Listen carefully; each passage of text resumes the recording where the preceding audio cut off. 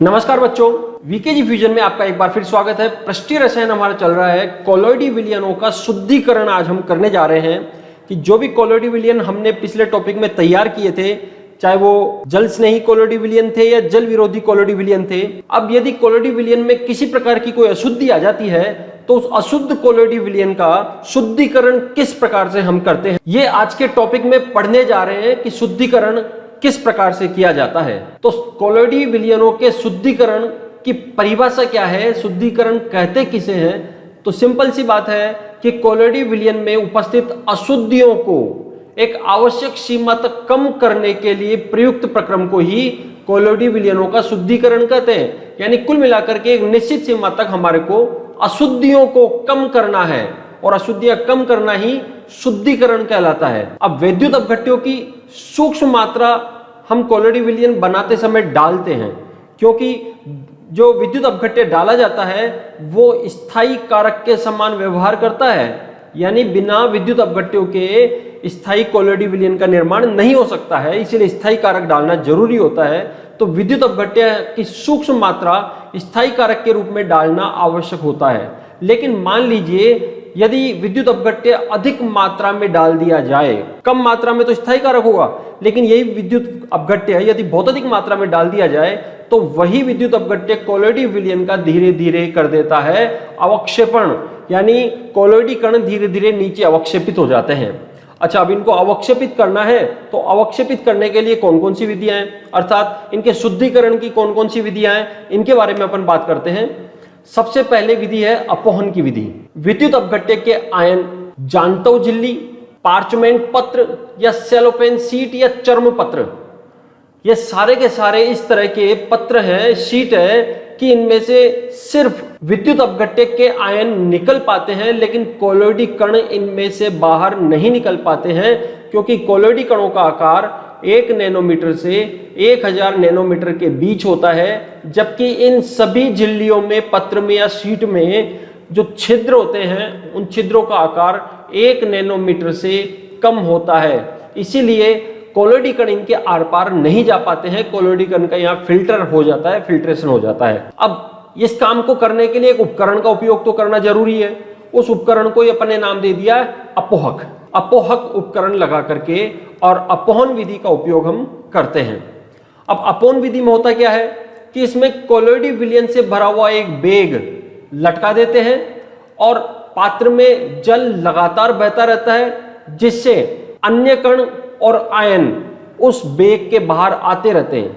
केवल कोलोइडी कण उसके अंदर शेष रह जाते हैं। जैसे हम ये देखें चित्र यहाँ पर, ये एक बेग हमने लटका दिया है। यह बेग कुछ भी हो सकता है, जांतव झिल्ली, पार्चमेंट पत्र, सेलोफेन शीट या चर्म पत्र, कुछ भी हो सकता है। इसके अंदर हमने कोलोइडी विलयन भर दिया है। अब इसमें जो परिक्षेपण माध्यम है, वो परिक्षेपण माध्यम के कण इसके झिल्ली के बाहर आ जाते हैं। इसी तरह से विद्युत अपघट्य जो हम डाल देते हैं उसके आयन इसके बाहर आ जाते हैं, लेकिन जो परिक्षिप्त प्रावस्था के कोलोइडी कण हैं वो इसी के अंदर रह जाते हैं, और इसी के अंदर रह जाते हैं तो वो एक तरह से छन जाते हैं और लगातार इसमें से एक साइड से जल प्रवाहित किया जाता है, दूसरी साइड से जल निकलता रहता है, जिससे जो भी परिक्षेपण माध्यम के कण या अन्य आयन इसके अंदर आ रहे हैं वो लगातार बाहर निकलते रहे और ये प्रक्रिया लगातार चलती रहे। तो इस तरह से हम विद्युत अपघट्यों का बाहर निकाल करके और कोलोइडी विलयन का शुद्धिकरण कर सकते हैं। इसी विधि को थोड़ा सा अपग्रेड कर दिया गया और अपग्रेड करके उसको नाम दिया गया वैद्युत अपोहन विधि। यानी अशुद्ध कोलोइडी विलयन में विलेय पदार्थ केवल विद्युत अपघट्य हो, जब अपोहन विधि, वैद्युत अपोहन विधि हम काम में लेते हैं तो इसे विद्युत क्षेत्र लगा करके हम तेज कर सकते हैं, और तब इसको नाम दे दिया विद्युत अपोहन। होता क्या है इसमें बेसिकली कि इसके अंदर अब क्या है, विद्युत अपघट्य ज्यादा मात्रा में, अर्थात धनायन और ऋणायन ज्यादा मात्रा में यहाँ उपस्थित है, और जब विद्युत अपघट्य ज्यादा मात्रा में होते हैं तो इसमें से आयन ही बाहर निकलेंगे, और आयन ही बाहर निकलेंगे तो हम इस पात्र के दोनों तरफ एक साइड एनोड और एक साइड कैथोड लगा देते हैं। तो एनोड और कैथोड होने से क्या होगा, इसमें जो आयन है वो विपरीत इलेक्ट्रोड की तरफ तेजी से बाहर निकलने लग जाते हैं और हमारा प्रक्रम बहुत तेज गति से और जल्दी ही समाप्त हो जाता है। इसमें उपस्थित आयन विपरीत आवेश वाले इलेक्ट्रोड की ओर झिल्ली से बाहर गमन करते हैं और प्रक्रिया तेज गति से संपन्न हो जाती है कुल मिलाकर के, और हमारा जो शुद्धिकरण की प्रोसेस है वो जल्दी ही समाप्त हो जाता है। तीसरा है अति सूक्ष्म निस्यंदन, अल्ट्रा फिल्ट्रेशन भी इसको कहा जाता है। इस अल्ट्रा फिल्ट्रेशन में भी हम फिल्टर पेपर का उपयोग करते हैं, लेकिन विशेष प्रकार से निर्मित फिल्टर पेपर या अति सूक्ष्म निस्यंदक का उपयोग यहां पर किया जाता है। कॉलोइडी विलयन में उपस्थित विलायकों एवं घुलनशील विलयों को इससे पृथक कर लिया जाता है।